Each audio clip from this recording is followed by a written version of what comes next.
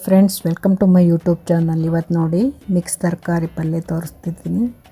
ಮೊದಲಿಗೆ ಈರುಳ್ಳಿ, ಬದನೆಕಾಯಿ, ಟೊಮ್ಯಾಟೊ ಮತ್ತು ಕ್ಯಾಪ್ಸಿಕಮ್ ಹಾಕ್ಕೊಳ್ಬೇಕು ಈ ಪಲ್ಯಕ್ಕೆ. ನೋಡಿ, ಒಗ್ಗರಣೆ ಕೊಟ್ಟು ಈರುಳ್ಳಿ ಹಾಕ್ತಾಯಿದ್ದೀನಿ. ಈರುಳ್ಳಿ 2 ಚಿಕ್ಕದು ಹೆಚ್ಕೊಂಡಿದ್ವಿ, ಅದನ್ನು ಹಾಕ್ತಾಯಿದ್ದೀನಿ. ಜೀರಿಗೆ ಸಾಸಿವೆ ಒಗ್ಗರಣೆ ಕೊಟ್ಟು ಈರುಳ್ಳಿ ಚೆನ್ನಾಗಿ ಫ್ರೈ ಮಾಡಬೇಕು.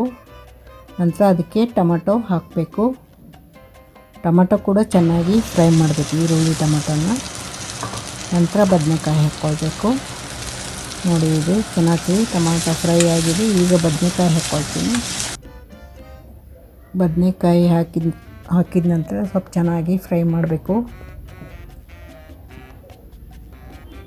ನೋಡಿ, ಚೆನ್ನಾಗಿ ಫ್ರೈ ಆಗಬೇಕು.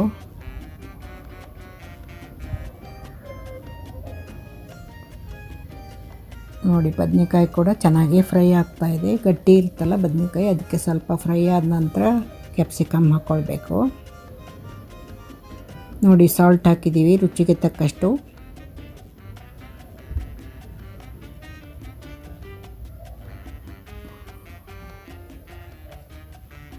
ಇದಕ್ಕೆ ಧನಿಯಾ ಪೌಡರ್ ಸ್ವಲ್ಪ, ಒಂದು ಅರ್ಧ ಸ್ಪೂನ್ ಧನಿಯಾ ಪೌಡ್ರ್ ಆದರೆ ಸಾಕು. ಒಂದು ಅರ್ಧ ಸ್ಪೂನ್ ಚಿಲ್ಲಿ ಪೌಡರ್ ಹಾಕ್ತೀವಿ. ಖಾರದ ಪುಡಿ ಅರ್ಧ ಸ್ಪೂನ್ ಆದರೂ ಸಾಕು, ಜಾಸ್ತಿ ಖಾರ ಬೇಡ. ಇದಕ್ಕೆ ಸ್ವಲ್ಪ ಮಾಡಿದ್ದರಿಂದ ಜಾಸ್ತಿ ಖಾರ ಆಗುತ್ತೆ, ಸ್ವಲ್ಪನೇ ಸಾಕು, ಒಂದು ಅರ್ಧ ಸ್ಪೂನು. ನೋಡಿ, ಎಲ್ಲನೂ ಚೆನ್ನಾಗಿ ಮಿಕ್ಸ್ ಮಾಡಿ ಫ್ರೈ ಮಾಡಬೇಕು.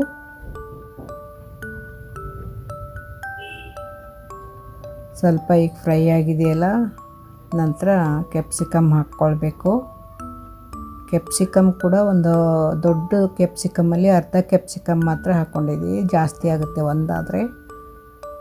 ಬದನೆಕಾಯಿ 2 ಬದನೆಕಾಯಿ, 2 ಚಿಕ್ಕ ಟೊಮೆಟೊ, 2 ಚಿಕ್ಕ ಈರುಳ್ಳಿ ಅಷ್ಟೇ ಈ ಪಲ್ಯಕ್ಕೆ. ತುಂಬ ಟೇಸ್ಟಿಯಾಗಿರುತ್ತೆ.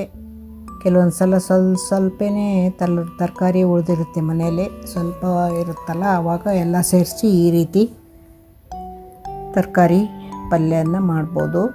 ನೋಡಿ, ಎಲ್ಲ ಮಿಕ್ಸ್ ಮಾಡಿ ಸ್ವಲ್ಪ ಫ್ರೈ ಆಗಕ್ಕೆ ಬಿಟ್ಟಿದ್ದೀವಿ. ಇದಕ್ಕೇನು ನೀರು ಹಾಕೋ ಅವಶ್ಯಕತೆ ಇಲ್ಲ, ಮಸಾಲ ಕೂಡ ಏನು ರುಬ್ಬಿ ಹಾಕೋ ಅವಶ್ಯಕತೆ ಇಲ್ಲ, ಹಾಗೆ ಸಿಂಪಲ್ಲಾಗಿ ಮಾಡೋದು.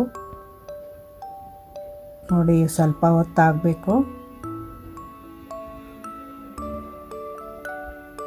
ಇದಕ್ಕೆ ಸ್ವಲ್ಪ ಜೀರಿಗೆ ಪೌಡರ್ ಹಾಕ್ತೀನಿ. ನೋಡಿ, ಹಾಕ್ತಾಯಿದ್ದೀವಿ. ಸ್ವಲ್ಪ ಒಂದು ಅರ್ಧ ಸ್ಪೂನ್ ಜೀರಿಗೆ ಪೌಡರು ಹಾಕಿ ಚೆನ್ನಾಗಿ ಕಲಿಸ್ಬೇಕು, ಮಿಕ್ಸ್ ಆಗೋ ಹಾಗೆ.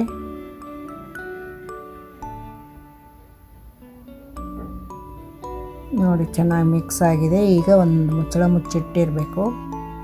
ಈಗ ಒಂದು 2 ನಿಮಿಷ ಆದಮೇಲೆ ಪಲ್ಯ ಎಲ್ಲ ರೆಡಿಯಾಗಿದೆ. ಹಾಗೆ ಎಣ್ಣೆಲೇ ಫ್ರೈ ಆಗಿದೆ ಪಲ್ಯ, ನೀರು ಹಾಕೋ ಅವಶ್ಯಕತೆ ಇಲ್ಲ. ನೋಡಿ, ಎಷ್ಟು ಚೆನ್ನಾಗಾಗಿದೆ. ನೀವು ಟ್ರೈ ಮಾಡಿ ನೋಡಿ. ಇದುವರೆಗೂ ಯಾರೆಲ್ಲ ವಿಡಿಯೋ ನೋಡಿದ್ದೀರಿ ಎಲ್ಲರೂ ನನ್ನ ಚಾನಲ್ನ ಸಬ್ಸ್ಕ್ರೈಬ್ ಮಾಡ್ಕೊಂಡು ನೋಡಿ. ಯಾರ್ಯಾರು ಸಬ್ಸ್ಕ್ರೈಬ್ ಆಗಿಲ್ಲ ಅವರೆಲ್ಲ ಸಬ್ಸ್ಕ್ರೈಬ್ ಆಗಿ ನೋಡಿ. ನಾನು ಅಡುಗೆ ವಿಡಿಯೋ ಹಾಕ್ತೀನಲ್ಲ, ಏನಾದರೂ ಸಜೆಷನ್ ಇದ್ದರೆ ಕಮೆಂಟ್ ಮಾಡಿ. ಕಮೆಂಟ್ ಮೂಲಕ ನನಗೆ ತಿಳಿಸಿ, ಯಾವ ಥರ ಅಡುಗೆ ಬೇಕು ಅಥವಾ ಸ್ವೀಟ್ಸ್ ಹಾಕಬೇಕು ಜಾಸ್ತಿ ಅನ್ನೋದನ್ನು ಕಮೆಂಟ್ ಮಾಡಿ. ಜಾಸ್ತಿ ಏನು ಸಪೋರ್ಟರ್ಸ್ ಇಲ್ಲ ನನಗೆ, ಇನ್ನೂ ಸ್ವಲ್ಪ ಸಪೋರ್ಟರ್ಸ್ ಅವಶ್ಯಕತೆ ಇದೆ 1000 ಆಗೋಕ್ಕೆ. ಇನ್ನು 500 ಮೇಲೆ ಆಗಬೇಕು. ಅದಕ್ಕೋಸ್ಕರ ಪ್ಲೀಸ್ ಎಲ್ಲರೂ ಸಪೋರ್ಟ್ ಮಾಡಿ ನನ್ನ ಚಾನಲ್ನ. ಹಾಗೆ ಲೈಕ್ ಮಾಡಿ, ಶೇರ್ ಮಾಡಿ. Thank you so much.